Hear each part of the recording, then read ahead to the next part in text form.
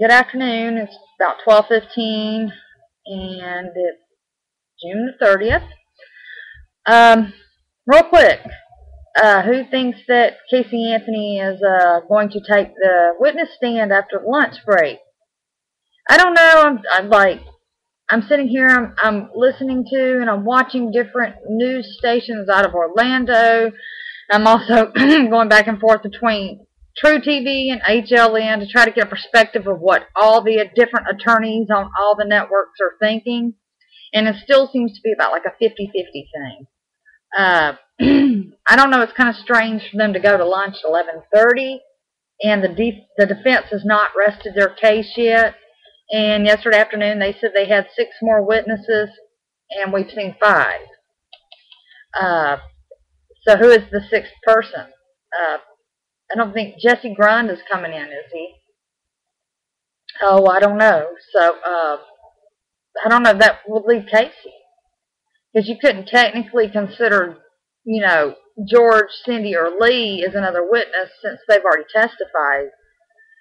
Are they back there trying to talk her out of testifying? Or do they know she's going to do it anyway? But she has that right to.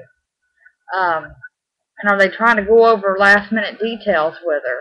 Oh, well, like I said, we'll find out at 1:30. I understand that they're talking about the defense is going to once again ask for an acquittal, which is pretty standard when you get to closing out your case, which Judge Perry won't approve of. He'll deny that. There's no reason for an acquittal. I think that the state put on an excellent case, given what they had. The circumstantial evidence is just through the roof. It's eerily similar to that of Scott Peterson, where it was more circumstantial evidence than it was like actual DNA and all that, and putting him there at the spot. And so the state did good. The state did really good, and it's like every time Jose Baez speaks, he puts his foot in his mouth. And me personally, if I was sitting on that jury, I would be thinking, well, he's just helping the prosecution here to prove her guilt. Bringing up all their dead animals and wrapping them up and burying them. Okay, now, I'm not sure about everyone else, but, I've had a few animals that passed away growing up, and my parents, well, my dad would bury them in the backyard because, people, don't have money to go to these pet cemeteries, have a proper burial with the headstones or whatnot, plus most normal people don't do that anyway. I mean, yeah, you might if you've had an animal for 20 years and it was like your kid, but realistically here, people bury them in their backyards. And what do? You wrap them up. You do that for a few reasons, so the decomposition smell and the fact that other animals will be able to sense that, and then they'll go back there and try to dig them up. I've seen this happen before. Someone I knew buried their dog in a backyard, didn't put him in a bag, didn't put him in anything, just real shallow grave. They had another dog.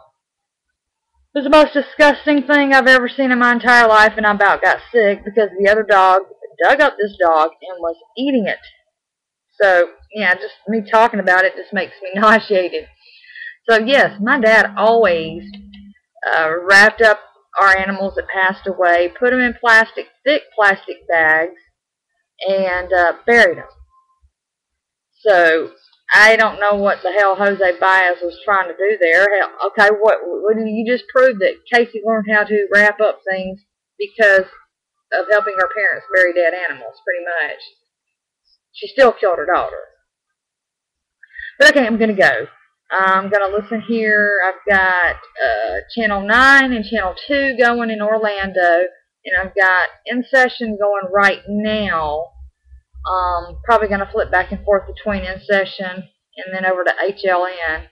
Even though they work in conjunction with each other. I'm going to see if Vinny is over on HLN because I really like Vinny Politan. I follow him on Twitter. Okay. All right. Have a good day. I'll get back later when we see what happens after 1:30. Bye.